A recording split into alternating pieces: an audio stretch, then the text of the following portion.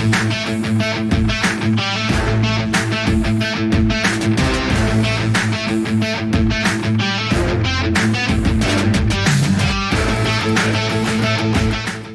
morning, fellow Hoops fans. Welcome back to another episode of The Last Shot NBA show right here on Little Birdie TV. As always, brought to you by our great friends over there at topsport.com.au. Now, this is actually our 100th show for the season. We've done 100 episodes of The Last Shot.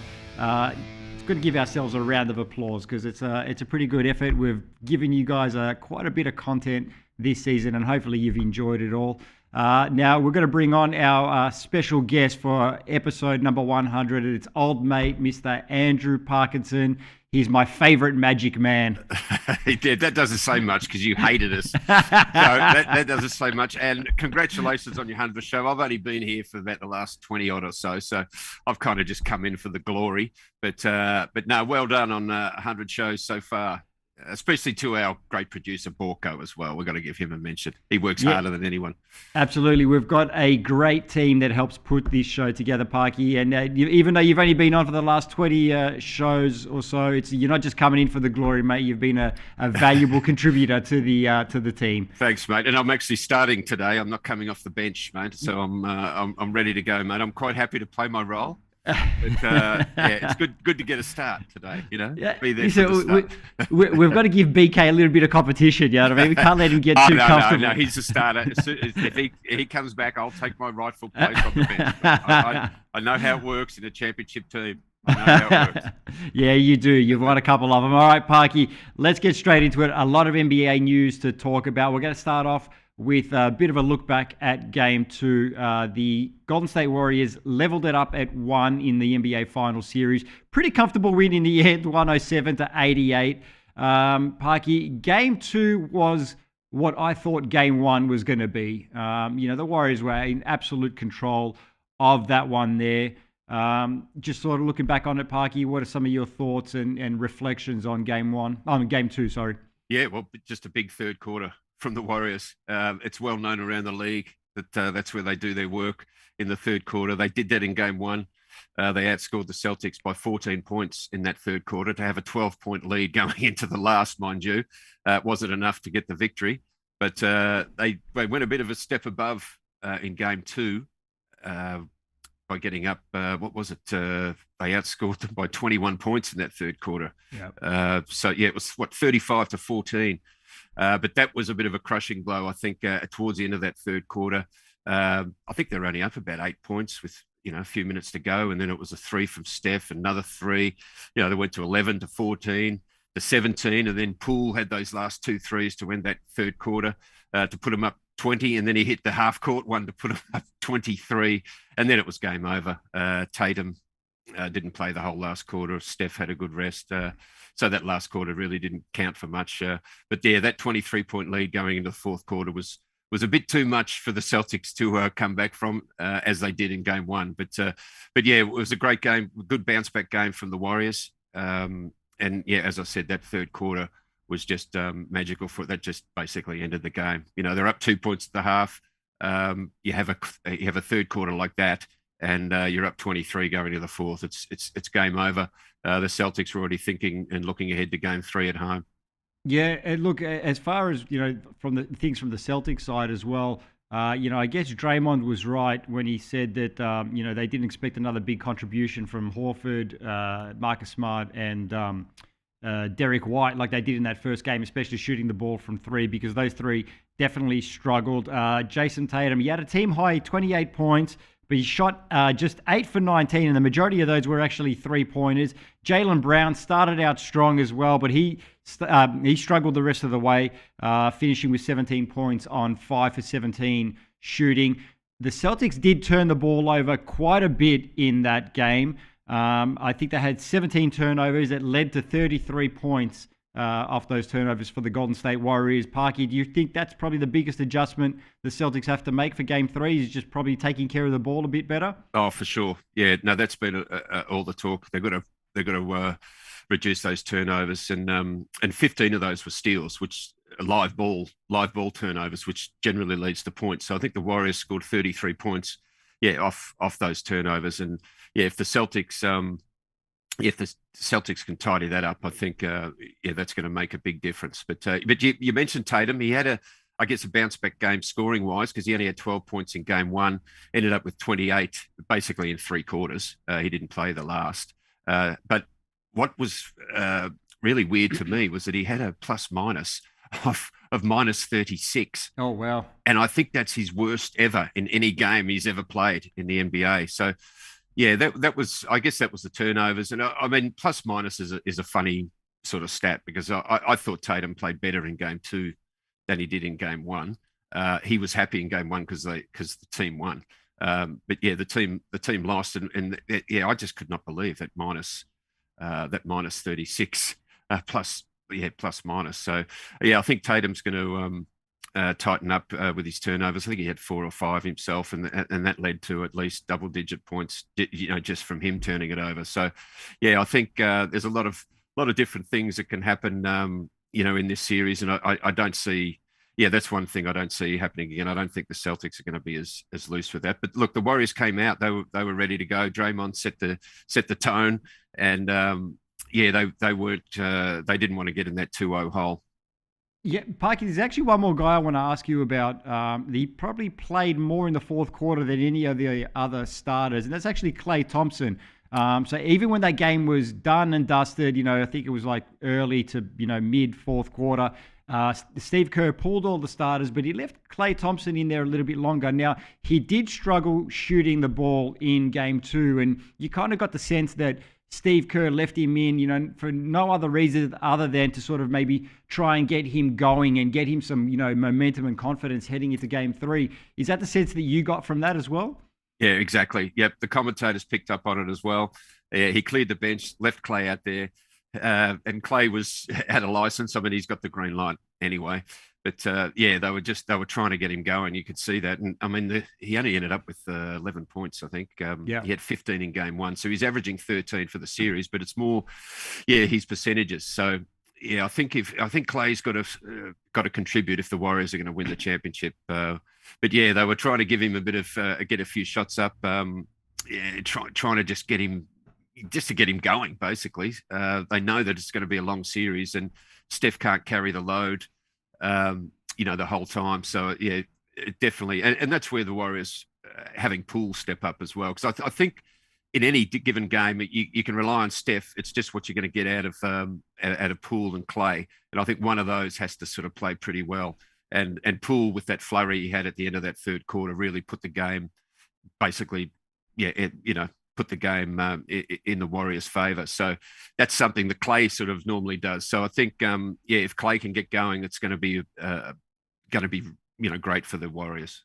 If you remember, Park, I think it was last Friday we were doing our, wild predictions, and I said that Klay Thompson wins the Finals MVP. Look, that's clearly not going to happen right now. Well, you don't know this. You don't know. The 5 games left, Klay could go off. You just don't know. You're right. It could happen, but the logic would probably dictate that it's not going to happen at this point. But what I want to say is that we actually did a Twitter Spaces over at the Sporting News for NBA Australia as well, and I brought this up in that Twitter space, is that, the thing is with Klay, prior to his injuries, he was one of the best two-way players in the league.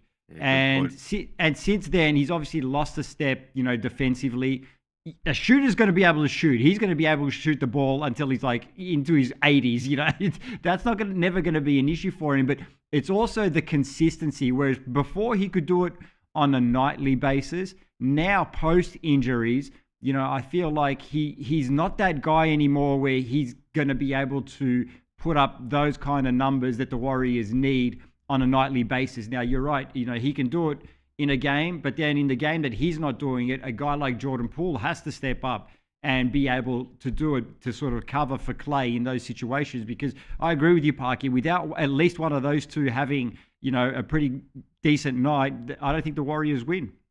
Yeah, no, you're spot on there with Klay, and also the point you made about his defense as well, and also slashing and he gets those pull-ups going as well. He's not just a 3-point shooter. I mean, he's one of the best. Maybe some would argue, top five, not too far behind Steph. And sometimes he can, in any given game, he can be just as electric as Steph, if not greater. But yeah, no, there's a bit of an edge that's come off Clay's game. He's still valuable. He's still a splash brother.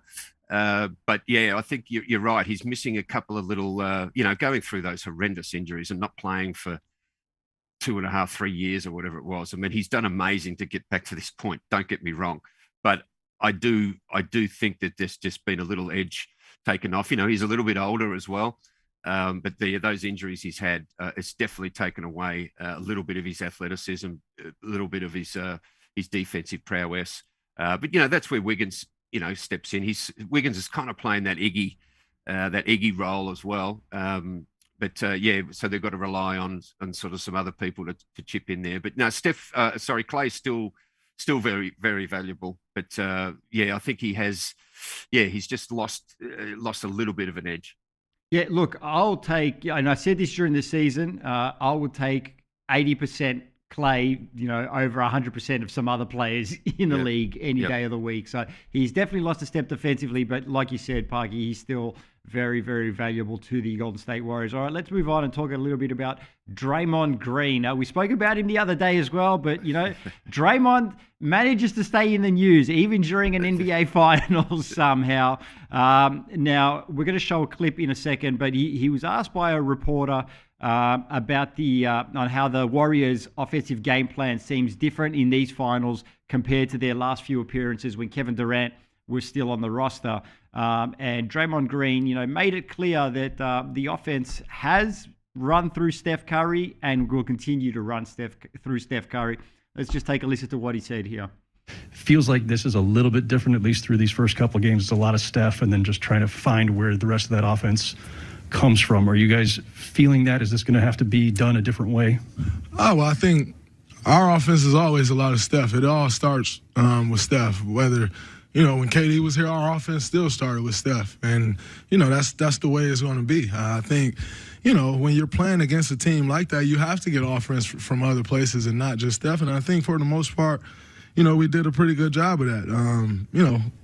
Clay, 4 for 19, had a tough one, but that happens, and we know he'll make shots as this series continues to go on. But we didn't turn the ball over, and I thought that was very important in this game is keeping them out of transition and making them play against our defense. Parky, what did you make of those comments from Draymond? No, I thought they were fairly vanilla. To be honest, I think the Twitter spat he had with KD last week was, I think we might even get into that. But I think that was a bit more, there wasn't too much there. I think the reporter sort of, led him into that. But look, anytime Draymond Green talks about Kevin Durant, it's going to make headlines because we all remember their little spat they had on that bench in KD's last season when they weren't sure if he was leaving, and Draymond sort of thought he was, and didn't think he should leave and things like that. So our ears do prick up whenever the words or the letters KD comes out of Draymond's mouth. But this one I didn't think, it was too bad. He's looking after his boy Steph, and look, in a way, Steph was there before KD got there. Steph's still there after KD's left. So I can understand why Draymond would say that, look, the offense has always run through Steph. And I mean, when you look at KD's game, KD does have that game where you can just basically toss him the ball and he'll create his own shot. Whereas Steph needs a few screens, needs some a little bit more. I mean, Steph's still a great one-on-one player and can still score. But KD at basically 7 foot tall, with an even wider reach than 7 feet. He's a special player. So I can understand why Draymond said that, it always runs through Steph, because KD came in and KD was the most efficient offensive player in that team when they won the 2 championships. They did lose the third one against Toronto, against the Raptors, when they had all those injuries. KD, in particular, he was injured and they didn't win. So, I think Draymond wasn't saying that, Steph's the man and he's the guy that we rely on. I think he was just saying the way the offense is run, it does sort of go through, it goes through Steph, even when KD was there and KD prospered in that system. Yeah, and this kind of follows on, you touched on it right there, Parky, a little bit of a back and forth on Twitter between the two. Now, Draymond had said, I think it was about a week or so ago, that basically Steph Curry was double teamed 7 times more than KD during that NBA Finals series. And then, they had a bit of a back and forth there. KD came at him, and then Draymond said, you have to listen to the full thing and not just, sort of little snippets of it. And then KD hit back and he said, I've seen it, my brethren. I appreciate the compliments, but I disagree with what you said about double teams. That's all. I love the show. So they end up giving each other, some props anyway. So it's not like full hate or anything like that. And on that same podcast where he made those initial comments, Draymond also said, basketball is 100% the most important thing in Kevin's life. It is the thing that he cares about himself more than anything in the world. And when Kevin was here, the reason I thought Kevin was making a mistake in leaving was because I felt that when Kevin was here, he was allowed to do which was simply just go play basketball, which is what Kevin loves to do. Parky, is Draymond doing too much talking for an NBA final series, or are you just sort of, reacting to what's being thrown in front of him? Well, how would you feel? How would you feel if you're KD? You've been knocked out, like it seemed like months ago, and you're still getting caught up, and it's generally because of Draymond. But look, the reporters are doing a good job. They know how to rustle up some storylines, and they know how to get things going. And as I said before, our ears prick up any time Draymond and KD are going back and forth. But no, that's where I did have an issue with the tweet we just played there, where as KD did, and I agree with KD.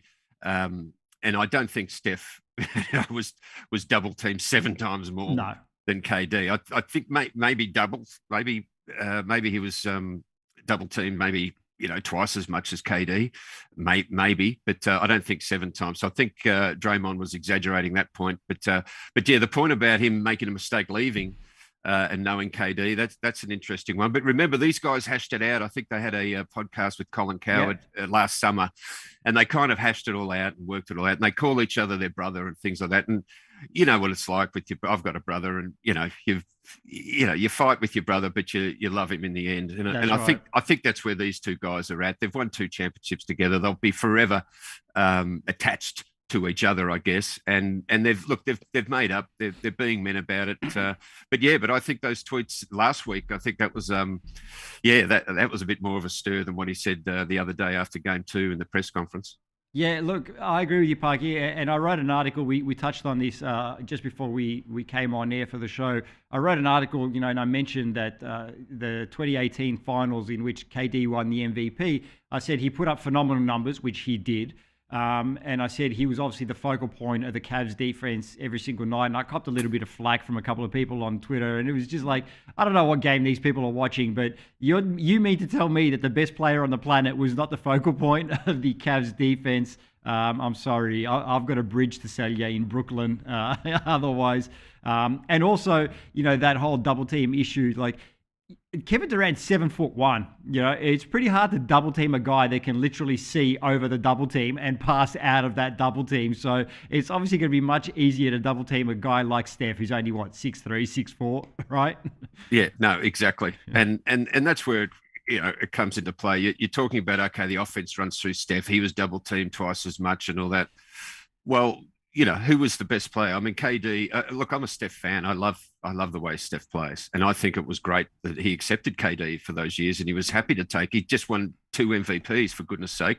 And here he was allowing another guy to come in and get a lot of shots and take over the offense. So, credit goes to Steph. He gets lost. He gets lost in all this, but he would tell you the same thing. KD was the better player. He won the Finals MVP for those 2 years that they won it when KD was there. So, yeah, I agree totally with you. I think, we all love Steph, and Steph's great, and Draymond loves Steph, and, they've obviously got a great relationship, but KD didn't exactly hurt him at all. And whether he was double teamed, not as much as Steph, or who the offense ran through, KD was the best player. He was the best player in that team. He really was, and he deserved those 2 Finals MVPs that he's got. All right, Parky, time to pick your expert brain for Game 3, which is on tomorrow morning. We're going to take a look at some of these odds and get your thoughts on this. Now, Boston Celtics playing Game 3 at home. We're back in Boston at the TD Garden, so they're heading into this one favourites, $1.64. Golden State Warriors, $2.29. Lines at -3. The over-under there is 212.5, live on ESPN. Parky, what are you seeing? Well, I got my confidence back a little bit because we picked 2 winners the other day in Game 2. We actually went with the same picks that lost in Game 1. So we're 2-2 in the NBA Finals so far. But no, looking at this Game 3, look, we all know the Celtics are a great bounce-back team. They're 6-0 this postseason after losses. And to go back home to Boston Garden, I think my pick for this game is the Celtics -3. I think they can definitely get it done, even though the Celtics are only 5-4 at home in this postseason.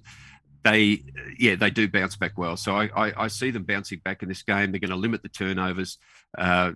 I think they're going to have a much better game. So I like the -3. As far as the total points go, well, it's 212.5. Last game was only 195, but that was a bit of a weird game because that fourth quarter was basically both coaches sort of emptied the benches, except for Clay. They wanted to get Clay going on the Warriors side of things. But we've had a few quarters in this series already in the first 2 games where teams have been held to 14, 16, 15. So I can see another one of those quarters happening today. So I like the under 212.5 in tomorrow's Game 3 as well. How do you see it? How do you see it going, Nick? You know what? I'm going against you on this one here. Good. That means one of us is going to be right. That's right. That's exactly right. Now, you did mention the Boston Celtics are a great bounce-back team, but they've also been inconsistent at home. Like you just mentioned, they're only just 5-4.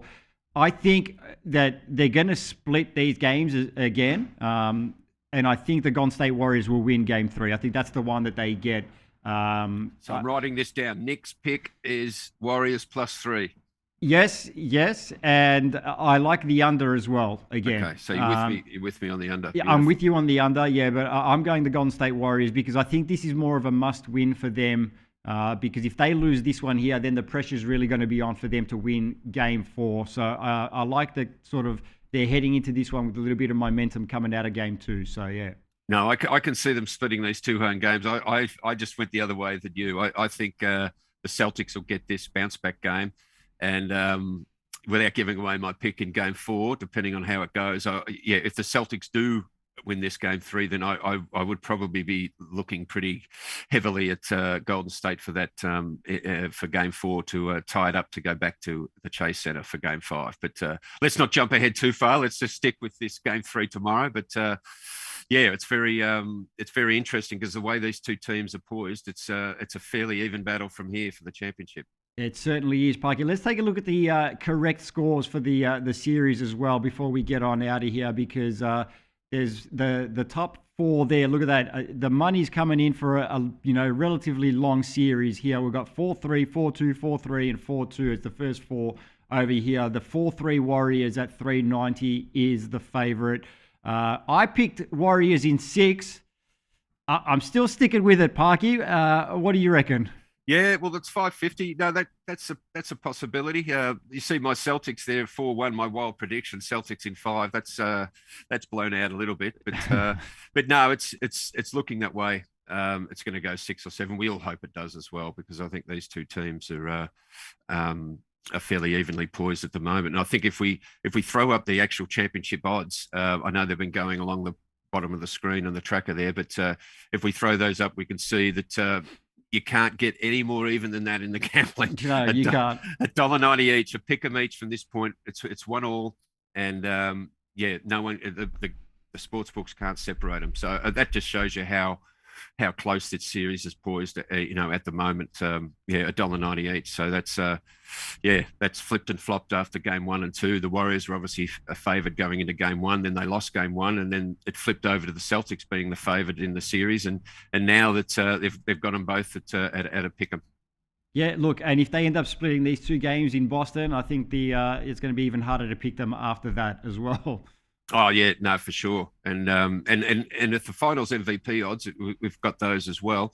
After Game 2, I think there we go. We've got Steph at $1.95, which is and Tatum at $2.30, and then basically, Jaylen Brown's in there at $8. But after that, yeah, they're not giving anyone a hope in hell. So as we said on Monday's show, I think obviously if the Warriors win, Curry's probably going to get the MVP, and Tatum will probably get it if the Celtics win. So yeah, those prices are sort of remained relatively relative the same, through the first two games.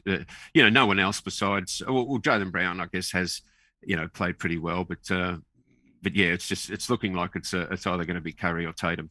Yeah, well, I agree. It's probably a three horse race in that regard, with Jaylen Brown being kind of the outsider. I agree that if the Warriors win, it's going to go to Steph, and if the Celtics win, unless Jaylen goes off in the next few games, I think it's probably going to be Tatum. But, look, we've still got a few more games to play, so we'll have to see how that one plays out. All right, Parky, we're going to get out of here.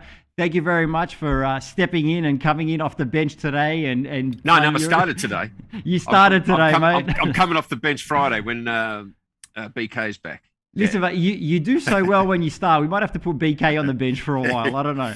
Yeah, mate, I know my role, and I think that's important for every good team, whether it's a podcast team, a Little Birdie TV team. It's you got to know your role and play your role, and do your best in your role. So that's all I'm trying to do, mate. You're a champion, Parky. Thank you very much. We're going to catch you again on Friday morning, and I'm sure we're going to have a lot to talk about. Then. No, look forward to it. We'll have game 4 the next day, and we'll be able to have a bit of a chat about tomorrow's game 3. So really looking forward to Friday's show. Absolutely. All right, guys, we're going to get out of here. This has been the Last Shot NBA show right here on Little Birdie TV, brought to you by our good friends at topsport.com.au. We're going to see you guys Friday morning.